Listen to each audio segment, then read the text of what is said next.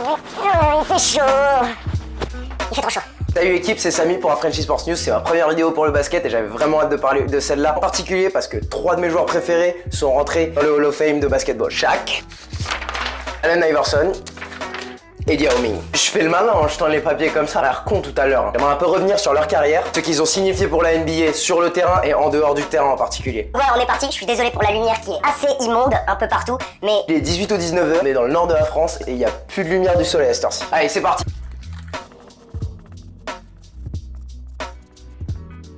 On va partir en premier avec mon joueur préféré de tous les temps. J'ai découvert le basketball grâce à lui. Et jamais un autre joueur pourra prendre sa place dans mon cœur à moi. Ça devient très intense. Je vous parle de Allen Iverson. Pour ceux qui savent déjà, je suis fan des Eagles au foot américain qui viennent aussi de Philadelphie. En découvrant le basketball, je me suis dirigé vers Philadelphie pour les regarder jouer. J'allume un match, je vois quelques joueurs...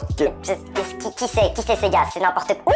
Ce mec attrape le ballon sacrément stylé. Avec ses 13 plaqués, son bandeau. Et il fait la même taille qu'une personne normale. Et ça y est, c'est devenu mon joueur préféré et c'est Allen Iverson et on va parler de lui tout de suite. Que fait en premier? Il fait 1m83 et pas 1 cm de plus. Il a été rookie de son année en 1997, MVP en 2001. Il a fait partie d'une All-NBA team de 1999 jusqu'en 2006. 1999 jusqu'en 2006, ça fait 7 ans où il a fait partie 3 meilleurs joueurs à son poste. Il a été sélectionné à 11 All-Star, il a été sélectionné à 11 All-Star Games, il a été le MVP de 2 All-Star Games, il a été meilleur marqueur de la Ligue 4 fois, meilleur intercepteur de la Ligue 3 fois et il a fini sa carrière deuxième au point marqué chez les 76ers. S'il avait fait toute sa carrière avec eux, sans aucun doute, il aurait pu passer. C'est qui le premier? C'est Julius Erving? Hal Greer. Bon, je fais le connaisseur de basket, mais Hal Greer, je le connais pas. Mais bravo à lui, il est chaud de ouf. Hein. Pour tout ce que Allen Iverson a accompli sa carrière sur le parquet. Maintenant, moi, j'ai envie de parler de ce qui s'est passé hors des terrains. Ce qu'il faut comprendre avec Allen Iverson, c'est que c'est vraiment une image au sein du basketball. Allen Iverson se faisait appeler The Answer, la réponse. Qui savent pas ce que ça veut dire The Answer, je suis plus un pour vous. À la question qui sera le prochain Mike. Quand il est arrivé dans la ligue, Michael Jordan était en train de doucement finir sa carrière et l'Amérique se demandait qui sera la prochaine personne à prendre le flambeau comme Mike. Au début, il s'appelait The Answer parce que tout le monde croyait que c'est lui qui allait reprendre la NBA. Personnellement, je pense qu'il s'est appelé The Answer parce que s'il a pris le flambeau de Michael, c'était pas forcément à son niveau de jeu, c'est qu'il a créé une nouvelle ère dans la ligue. Allen Iverson, c'est le crossover face à Jordan qui ont attiré l'attention des gens. Allen Iverson, c'est 1m80, 75 kg qui n'a pas peur de courir face à Shaquille O'Neal et se faire descendre maintes fois pendant un match. Allen Iverson, c'est un guerrier à sa manière. Sa taille et son apparence ont vraiment donné aux fans quelque chose auquel ils pouvaient vraiment s'imaginer. Et aujourd'hui, pour ça, beaucoup de joueurs de NBA se révèrent à lui. LeBron James en particulier a annoncé que pour lui, pour sa génération,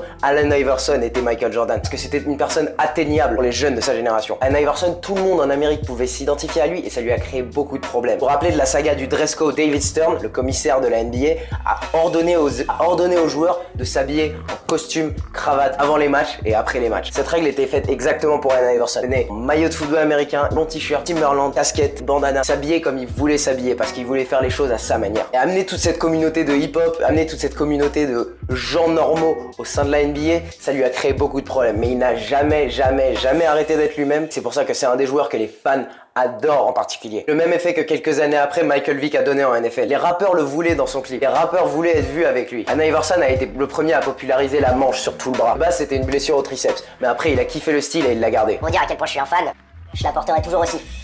Et personnellement, je le respecte beaucoup parce qu'il a amené sa propre équipe en 2001 face aux Lakers en finale. Dites-moi honnêtement, qui pouvait avoir 10 points par match autour de Allen Iverson en 2001? Il avait absolument personne et beaucoup de gens le critiquaient de jouer personnellement. À qui veux-tu passer le ballon? Il y avait Aaron Mackey, Eric Snow, Dikembe Mutombo et j'ai aucune idée qui sont ces gars. Ok, Dikembe Mutombo était très bon en défense. Il était très vieux quand il était avec Allen Iverson et il n'avait rien à faire en attaque. Je m'étale beaucoup sur Allen Iverson, donc on va passer au prochain.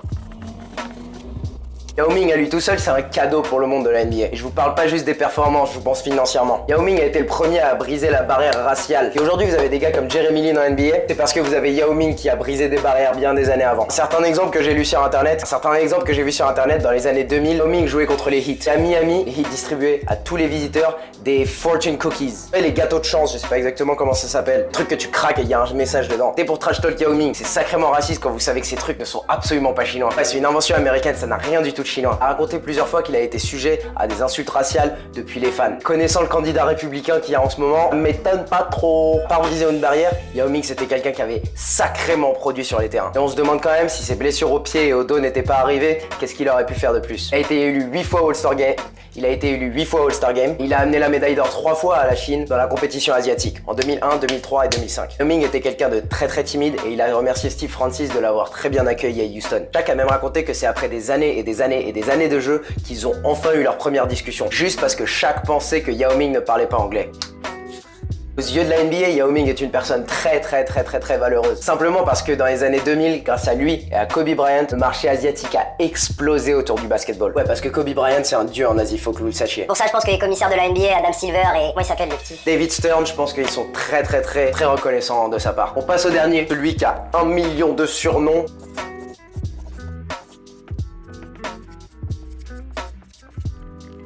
On va parler de Shaq. Je pourrais faire une vidéo de 10 minutes sur tout ce qu'il a accompli pendant sa carrière, donc on va essayer de faire sa vie. Rookie de son année en 1993. Il a été élu MVP dans les années 2000, élu MVP des finales en 2000, 2001 et 2002, MVP du All-Star Game en 2000. Il a partagé le MVP du All-Star Game avec Tim Duncan en 2004. En 2009, il l'a partagé avec Kobe Bryant. Bon, il a partagé beaucoup de MVP, mais il y en avait beaucoup. Il a été All-NBA First Team en 2018, Shaq a été élu à 15 reprises dans une équipe All-NBA. Entre 93 et 2009, il était un des top 3 centres de la NBA. 93 à 2009, ça fait beaucoup de temps. J'ai essayé de pas tricher et de me rappeler pour toutes les équipes qu'il a joué. Il a joué pour Orlando quand il s'est fait drafter. Ensuite, il est allé à Los Angeles. Ensuite, il est allé au Heat. Il est à Phoenix, Cleveland et les Celtics. Je crois que c'est tout. Il a Phoenix et Cleveland et les Celtics, yes! Il donne tout! Ouais. En dehors du terrain, vous pouvez pas trouver une personne sur la planète qui ne l'aime pas. Il a fait des films, il a fait des séries, il a fait des jeux vidéo, il a sorti un album pas forcément génial. Famille a beaucoup de gens dans le militaire et dans la police. Il voulait être shérif quand il était gamin. Maintenant, ce qu'il faut savoir, c'est qu'en dehors du terrain, Shaq était une des personnes qui donnait le plus de temps à ses charités. Et à côté de ça, il est arrivé en NBA quand Michael Jordan était à son apothéose. Et à ce moment-là, quand on parlait de popularité, il y avait Michael Jordan, ensuite les autres joueurs de NBA. Et Shaq a réussi à se hisser à une très bonne place de numéro 2. Comme tout le monde parlait d'être comme Michael, il essayait de se différencier. Michael a signé chez Nike, Shaq a signé chez Reebok. Michael avait une image de Dieu, il prenait son temps avant les interviews et les reporters avaient peur de poser des questions un peu bancales. Shaq, vous regardez des vidéos, il charrie des intervieweurs, il est toujours de bonne humeur, il est super naturel, super attachant, et insulte même des mamans pendant les interviews et personne lui en veut. Faut se mettre en tête qu'à son arrivée, les meilleurs joueurs de NBA étaient des vrais bad boys. Ils étaient très physiques, ils ne s'aimaient pas, parlaient mal. Shaq était un bon gars. Shaq faisait 3 fois la taille de tous ces mecs. Il les déchirait à chaque match, il pouvait mettre 40 points à chaque match, il dunkait sur des gens. À la fin du match, c'était l'ami de tout le monde. Cette attitude de bon gars a été une explosivité pour sa popularité. Maintenant qu'on regarde la NBA contemporaine, avec des joueurs qui quittent leurs équipes, il y aura très peu de joueurs qui auront changé d'équipe autant de fois que Shaq, qui seront appréciés autant que lui. Ouais les gars, c'est tout ce que j'ai à dire pour ces 3 super joueurs. Dans les commentaires entre Shaquille O'Neal, Allen Iverson et Yao Ming, qui a été le plus important pour vous? Dites-moi qui vous pensez a laissé la plus grosse marque sur la NBA. Personnellement, je pense que ça reste entre Allen Iverson et Shaq. Vous voyez la révérence que chaque joueur donne à Allen Iverson à chaque occasion qu'ils ont. C'est mon joueur préféré, c'est moi qui choisis. Les gars, je vous remercie beaucoup d'avoir regardé cette vidéo. Lâchez un pouce bleu, mettez dans les commentaires si ça vous a plu. Pour ce qui est de ce qui se passe en NFL, suivez-moi sur Snapchat. Je préfère faire ça sur Snapchat parce que je peux entendre vos voix et c'est encore mieux que juste moi qui parle devant mon téléphone. Je vous remercie beaucoup pour le support, c'est vraiment cool. Et on se retrouve mercredi prochain à 18h. Et il y a Grégoire qui est en train de monter. Allez, rentre dans ma vidéo. C'est qui ton joueur préféré entre Allen Iverson, Yao Ming et Shaq? Yao Ming, c'est un chinois. Regarde Yao Ming. On se retrouve mercredi prochain pour plus d'apparitions avec Grégoire. Allez, ciao. Allez